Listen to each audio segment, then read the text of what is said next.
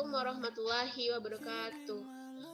Saya Lisa Rahmadani dari Prodi S1 Kebidanan, um, NIM 202210082, dengan dosen pembimbing Bapak Hidayatul Fajri, SAP MPA, mata kuliah Pancasila. Saya akan mencoba menjelaskan materi tentang contoh Pancasila sebagai etika dalam kehidupan sehari-hari. Pancasila sebagai sistem etika adalah cabang filsafat yang dijabarkan dari sila-sila Pancasila untuk mengatur perilaku kehidupan bermasyarakat, berbangsa, dan bernegara di Indonesia. Di dalam etika Pancasila terkandung nilai-nilai ketuhanan, kemanusiaan, persatuan, kerakyatan, dan keadilan.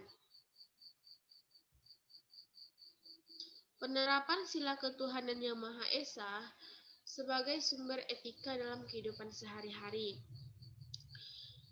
Sila pertama yaitu bintang emas, merupakan simbol sila dalam Pancasila yang berbunyi ketuhanan yang Maha Esa.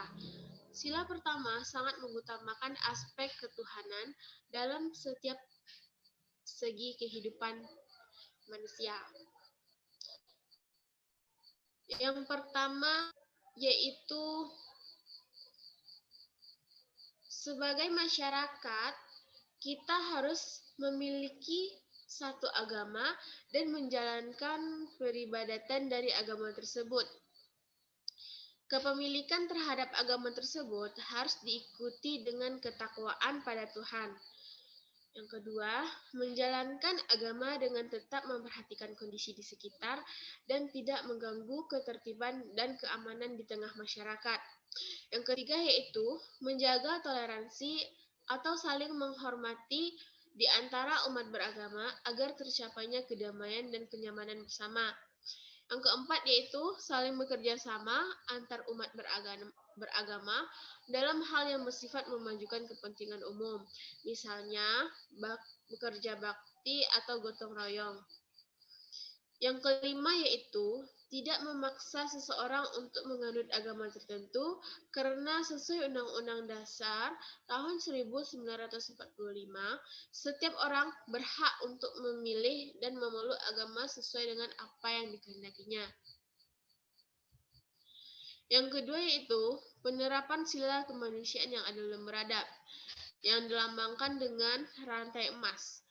Rantai emas menjadi lambang dari sila kedua yang berbunyi kemanusiaan yang adil dan beradab.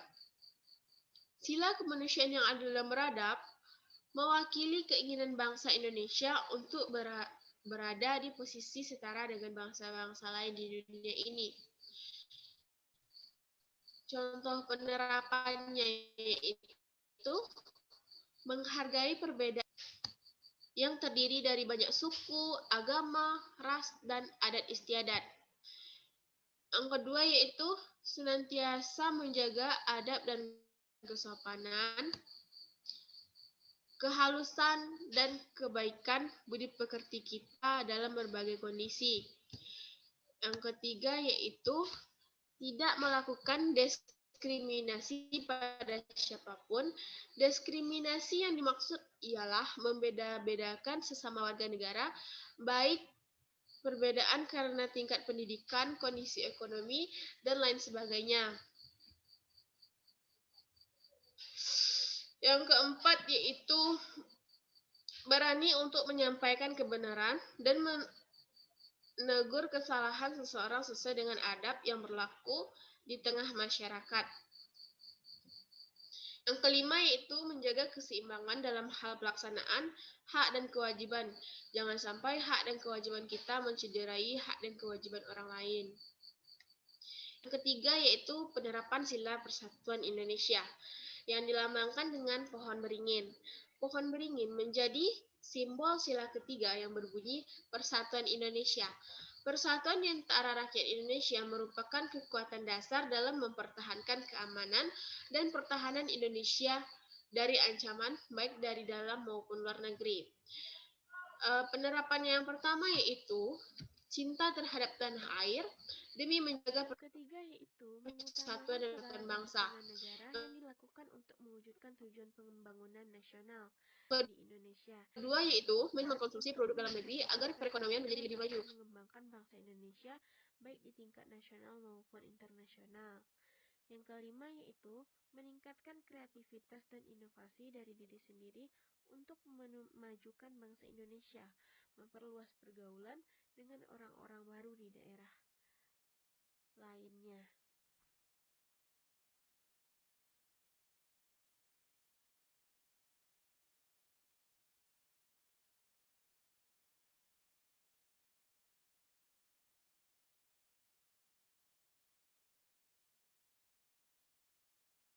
Yang keempat yaitu penerapan sila kerakyatan yang dipimpin oleh hikmat kebijaksanaan dalam permusyawaratan perwakilan yang dilakukan dengan kepala banteng. Kepala banteng merupakan simbol sila keempat Pancasila yang berbunyi kerakyatan yang dipimpin oleh hikmat kebijaksanaan dalam permusyawaratan perwakilan. Kepala banteng menjadi perumpamaan manusia dalam mengambil keputusan, yakni yang harus dilakukan secara tegas. Cara penerapannya yaitu mengutamakan pengambilan keputusan dengan musyawarah, mufakat untuk menyelesaikan setiap permasalahan dalam kehidupan kita. Apabila hal tersebut berkenan dengan kepentingan dua orang atau lebih. Yang kedua, ikut serta dalam pemilihan umum dengan menggunakan hak pilih serta mengajak orang lain untuk menggunakan hak pilihnya. Yang ketiga yaitu mencalonkan diri atau mengajukan seseorang untuk menjabat suatu jabatan tertentu sebagai salah satu perwujudan demokrasi. Yang keempat yaitu tidak melakukan paksaan pada orang lain agar menyetujui apa yang kita katakan atau yang kita lakukan. Begitu pula sebaliknya, tidak ada yang dapat memaksakan kehendaknya. Hasil musyawarah sekalipun bertentangan dengan pendapat kita dan melaksanakannya dengan sepenuh hati. Yang keenam, mengawasi dan memberikan saran terhadap jalannya penyelenggaraan kedaulatan rakyat yang dilakukan oleh pemerintah. Sosial bagi seluruh rakyat Indonesia yang berlambangkan padi dan kapas. Padi dan kapas menjadi simbol sila kelima atau terakhir yang berbunyi keadilan sosial bagi seluruh rakyat Indonesia. Adanya sila tersebut diharapkan bisa mewujudkan keadilan sosial bagi seluruh rakyat.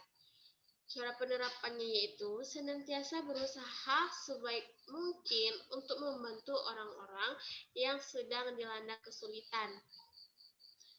Yang kedua, meningkatkan kesadaran sosial dengan mengadakan kegiatan yang membantu sesama seperti bakti sosial, donor darah, konser amal, dan lain sebagainya. Berusaha untuk adil dalam aktivitas apapun yang kita lakukan dan seperti apa saja orang yang kita hadapi. Jangan sampai kita memberikan perlakuan yang tidak adil pada siapapun. Yang keempat yaitu tidak mengganggu orang lain apapun yang sedang mereka lakukan, menegur siapa saja yang mengganggu ketertiban umum dan keamanan di tengah masyarakat.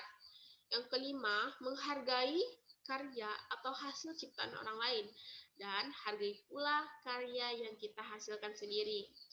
Yang keenam yaitu berani memperjuangkan keadilan baik untuk diri sendiri maupun untuk orang lain dan membantu orang lain untuk memperjuangkan keadilan.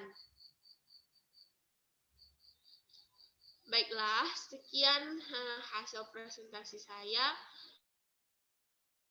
Kalau ada salah dan janggalnya atau kurangnya, saya mohon maaf. Terima kasih. Assalamualaikum warahmatullahi wabarakatuh.